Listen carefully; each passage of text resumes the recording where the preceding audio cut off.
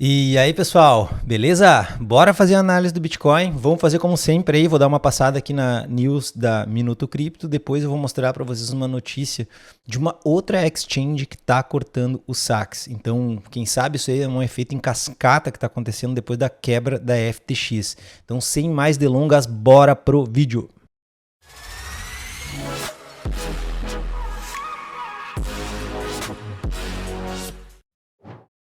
Então, pessoal, primeiramente aqui falando da news da Mercúrio, tá? Eles fizeram uma news aqui de 7 teses para o mundo pós-FTX. Eu vou ler os tópicos dela aqui, tá? Que seriam os seguintes. A primeira, o aumento da regulação. A segunda tese, o fortalecimento da tese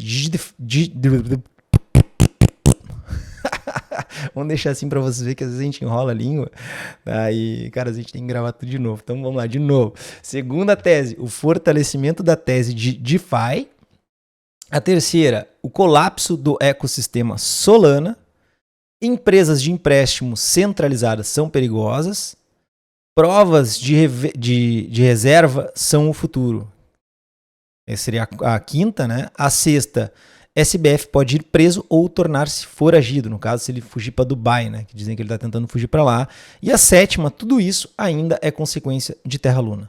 Pessoal, eu não vou abordar essas 7 teses porque eles fizeram uma live de mais de 1 hora abordando todas essas 7 teses. Então, o que a gente vai fazer aqui hoje? Eu vou deixar um link na descrição do vídeo ali, ou no primeiro comentário, tá, da live deles. Eu acho que ninguém melhor para explicar a news do que eles. Eles fizeram uma live aqui, então eu vou deixar para eles explicar. Então por isso que eu só vou abordar só os tópicos, para quem tem interesse. Antes, fica comigo aqui, assiste o meu vídeo depois. Se tiver interesse, vai lá assistir a live deles, que eles vão explicar esses 7 pontos aqui, que eu acho que são bem interessantes. E agora a notícia, pessoal, a notícia da Exchange, que é mais uma gigante aqui de empréstimos cripto. A Gênesis Global também suspende saques. Vamos falar disso hoje. Essa notícia saiu na Cointelegraph. Vamos abordar aqui o seguinte, tá? O que eles estão dizendo? A empresa problemática também está atuando como provedora de liquidez do Grayscale Bitcoin Investment Trust.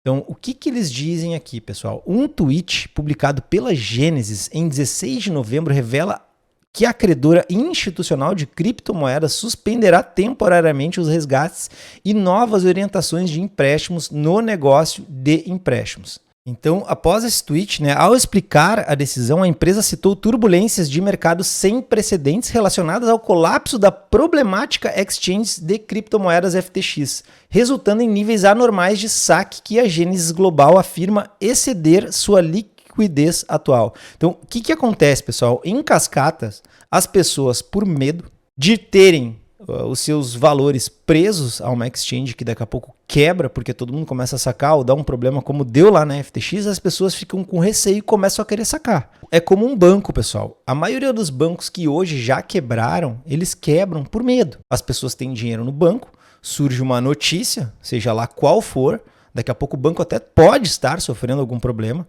mas, de repente, ele não vai quebrar se não for todo mundo lá sacar o dinheiro, até porque eles se resolvem. Daqui a pouco um banco compra esse banco e aí o negócio acaba que se estabiliza. Tá? Então é mais ou menos a mesma coisa que acontece agora, que a gente está vivendo agora. Se todo mundo ficar com medo e for lá na Binance e começar a sacar, que problema que a gente vai ter? Ninguém sabe dizer. Será que a Binance vai ter dinheiro para, digamos, pagar todos os saques? Vai ter liquidez para permitir que todo mundo comece a sacar suas criptos da Binance? Estou dando um exemplo aqui da agora a maior corretora do mundo. Essa é que é a dúvida, esse que é o medo que gera no mercado. Então, essa exchange aqui, no caso a gente está falando da Gênesis Global, está também suspendendo saques por esses motivos, porque as pessoas estão com medo, estão sacando além da liquidez atual, além do que é normal para eles. Então, cara, se cria um problema em cascata. Tá? Porque se as pessoas estão com medo, tá? E começam a sacar dessa, quem disse que as pessoas não vão ficar com medo e vão começar a sacar de outras? Essa é a grande dúvida que a gente tem aí para responder nos próximos dias, semanas aí, para saber o que vai acontecer. Então, a empresa também acrescentou que a sua liquidez atual foi impactada negativamente pelo colapso do fundo Red Tree Arrows Capital em junho. Como parte do processo de falência, a corretora entrou com uma ação de 1,2 bilhão de dólares contra a Three Arrows Capital. Então aqui eles dizem, tá, pessoal, que embora não esteja claro quais são os níveis de liquidez da empresa, o Cointelegraph informou anteriormente que a Genesis Global detinha 175 milhões em fundos presos na FTX. Então olha o que acontece, né? A FTX quebra, essa exchange tem dinheiro lá, né? FTX, ela fica com essa grana, né? 175 milhões de dólares presos lá, que não deixam de ser uma liquidez para os clientes dela aqui sacarem. Daqui a pouco, se todo mundo começar a sacar, ela vai querer aqueles 175 milhões que estão lá, vai puxar para cá para poder suprir a necessidade dos clientes dela. Então, olha como o problema realmente ele acaba vindo em cascata, tá? Então, em resposta, o Digital Currency Group, empresa eu vou deixar assim para vocês verem, tá? Empresa de novo, cara. Que é isso, cara? Controladora, cara, da Genesis Group enviou à subsidiária uma injeção de capital emergencial de 140 milhões de dólares para cobrir perdas. Cara, parece o cara que tá lendo o trabalho na frente do colégio lá, começa a se gaguejar todo, né? Que fiasqueira. Ah, não, cara, eu vou deixar assim pra vocês verem como é que as coisas funcionam, né? Por trás dos panos, tá?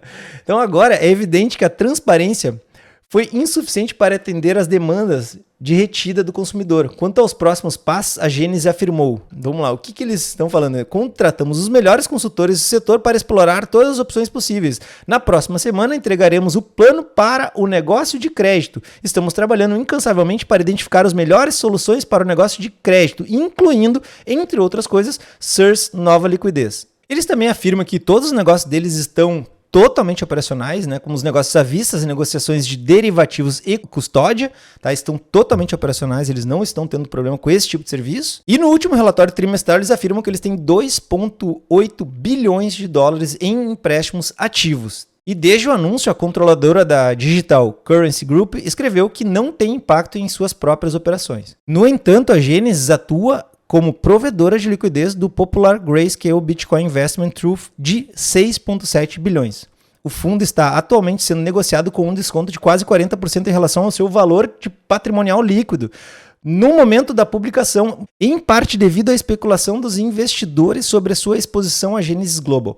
Deixa eu pensar um negócio aqui. A empresa, em seu último relatório trimestral, a empresa afirmou que possui 2,8 bilhões em empréstimos ativos. Ela atua como provedora de liquidez do Grayscale Bitcoin Trust de 6,7 bilhões. Fiquei com dúvida aqui no entendimento, tá, pessoal? Se alguém daqui a pouco quiser botar nos comentários para mim trazer no próximo vídeo, né? A empresa afirmou que ela possui 2,8 bilhões de empréstimos ativos. Porém, ela é provedora de liquidez do popular Grayscale Bitcoin Investment Trust de 6,7 bilhões. Então, ela tem em empréstimos 2,8 bilhões de empréstimos ativos e ela é provedora de 6,7 bilhões.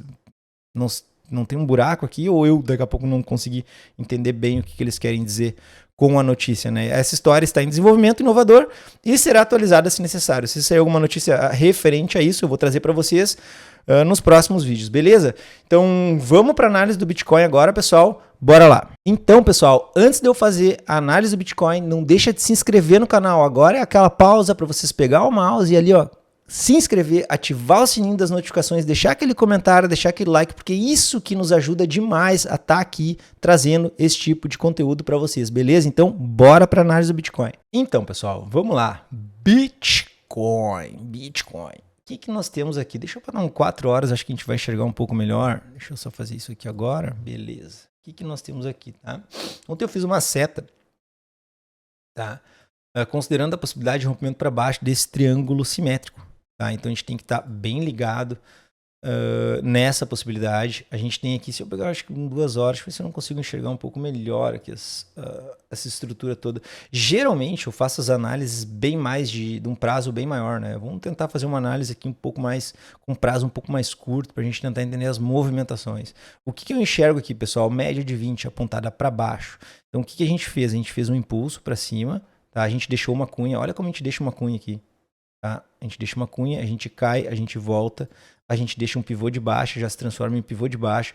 A gente tem essa região aqui de suporte, tá? Que seria o nosso suporte aqui, seria o fundo anterior, a gente volta, testa como resistência e a gente continua a queda. A grande dúvida é se a gente vai daqui a pouco continuar a queda e vir no fundo aqui do triângulo. Eu particularmente acredito que é bem possível a gente vir no fundo do triângulo, até porque eu acredito o seguinte, eu sempre penso da seguinte forma, tá? Se eu pegar aqui um gráfico de, vou dar uma espremida na coisa, 4 horas, eu sempre vou pensar o seguinte, tá? O que eu vou pensar? Bom, se for pra gente subir, primeiro a gente cai. Ah, como assim primeiro a gente cai? Cara, onde é que a gente tem liquidez? Tá? Onde é que a gente tem liquidez? No meu entendimento, abaixo desse fundo aqui, a gente tem liquidez. Então, considerando que eu tenho uma LTA aqui, um pouco mais distante, tá? Considerando que eu não vou furar essa LTA e que eu vou ir para cima, tá? Que eu vou romper o triângulo para cima. Olha, ó, são duas coisas diferentes, tá, pessoal? Eu posso analisar as possibilidades para baixo, para me preparar. Então, eu me preparo para quê? Para, se eu acredito que vai para cima, o que eu espero? Eu espero o rompimento desse fundo. A gente vem, toca na LTA, fura esse fundo, consome esses stops aqui e aí sim vai para cima. Então a gente faz esse tipo de movimento, né? A gente vem, fura o fundo, olha como faz, para mim faz bem mais sentido do que eu ir direto para cima. Por quê? Porque para que eu vou direto para cima se eu posso vir aqui, comer essa galera que está estopando aqui e depois ir para cima, do que eu ir direto para cima. Pode ir direto para cima, pessoal? Claro que pode, cara. Pode ir para onde quiser, o mercado é soberano. A única coisa que eu posso fazer aqui é olhar para o gráfico e tentar prever as movimentações, tá? Baseado em análise técnica. Só, mais nada, tá? Ninguém tem bola de cristal. Então, é a visão que eu tenho. Se for pra gente ir pra cima, que eu acredito que é uma possibilidade, tá? A gente vir pelo menos nos 50% de FIBO dessa pernada aqui. Daí eu já vim para um time frame maior, tô esperando uma pernada aqui em cima nos 50% na casa dos $8 mil. Tá? Acredito que é um movimento bem plausível. Mas conforme eu falei ontem para vocês, tá, pessoal? Até ó, a média de 20 também, ó, no gráfico diário, olha como a gente tá longe. Então, mais uma coisa me dizendo que a gente pode vir aqui em cima, né? Até porque a gente vem, rompe, vem lá, aproxima da média de 20 e depois continua uma queda. Nesse momento, tá, pessoal? Para mim é queda. O Bitcoin está em tendência de baixa. Não vou falar em tendência de alta, para quem tá me acompanhando aqui sabe. Quando é que o Guilherme, quando é que tu vai falar de alta? Cara, quando a gente ficar com o gráfico semanal acima da média de 20, ponto. Aí eu começo a falar de alta. Mas daqui a pouco vai ter subido 30% depois do fundo. Sim, foda-se. Eu tenho que falar para vocês o que eu tô enxergando no gráfico. Aí eu não vou falar de alta aqui embaixo. Eu vou começar a falar de alta aqui em cima. Olha aqui, olha a diferença, né? Aqui em cima, ó. Se o TradingView deixar, né? Eu vou começar a falar de alta aqui nesse candle. Rompeu a média de 20 com força para cima. Opa, vamos para cima. Aqui, vou começar a falar de baixa. Aqui, vou começar a falar de alta. Aqui, daqui a pouco, eu vou falar de baixa, de alta, de baixa, de alta. Foda-se. O que eu vou fazer? Aqui o gráfico está me mostrando.